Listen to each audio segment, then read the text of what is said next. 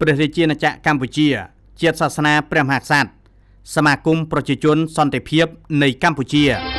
លេខ071/25សបសក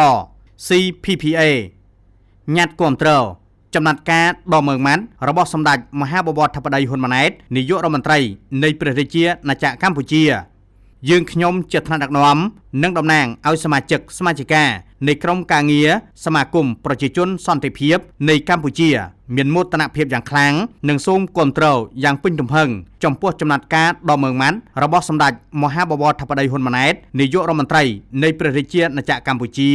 ក្នុងការដោះស្រាយបញ្ហាព្រំដែនជាមួយប្រទេសថៃដោយគោរពតាមច្បាប់អន្តរជាតិនិងការពារអធិបតេយ្យភាពទឹកដីជាតិកម្ពុជាឲ្យបានរឹងមាំប្រើប្រាស់យន្តការទ្វេភាគីយន្តការច្បាប់អន្តរជាតិនិងយុទ្ធសាស្ត្រការពារខ្លួនក្នុងករណីចាំបាច់វិធានការដ៏រឹងប៉ឹងក្នុងការការពារព្រំដែនជាតិនិងជាការបង្ហាញពីភាពដឹកនាំរបស់រាជរដ្ឋាភិបាលក្នុងការពង្រឹងអធិបតេយ្យភាពនិងសន្តិភាពក្នុងតំបន់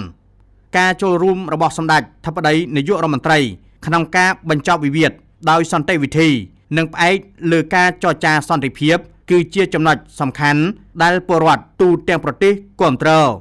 យើងខ្ញុំក៏សូមគាំទ្រផងដែរនៅប្រសាសន៍ដ៏ថ្លៃថ្លារបស់សម្ដេចអគ្គមហាសេនាបតីតេជោហ៊ុនសែនដែលគាំទ្រឲ្យរាជរដ្ឋាភិបាលប្រទេសទាំងពីរនាំយកបញ្ហាព្រំដែនទៅដោះស្រាយនៅតុលាការអន្តរជាតិដោយមិនចាំបាច់ឲ្យកម្ពុជាប្តឹងនេះគឺជាចំណាត់ការប្រកបដោយភាពចាស់ទុំខាងនយោបាយនៃអ្នកដឹកនាំកម្ពុជាដោយបានគិតគូរវែងឆ្ងាយនិងរក្សានូវភាពអត់ធ្មត់ខ្ពស់ថ្ងៃច័ន្ទ7កើតខែចេសឆ្នាំម្សាញ់សប្តស័កពុរសករាជ2569រាជធានីភ្នំពេញ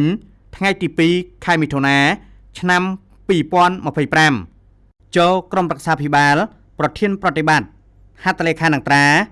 សវណ្ណា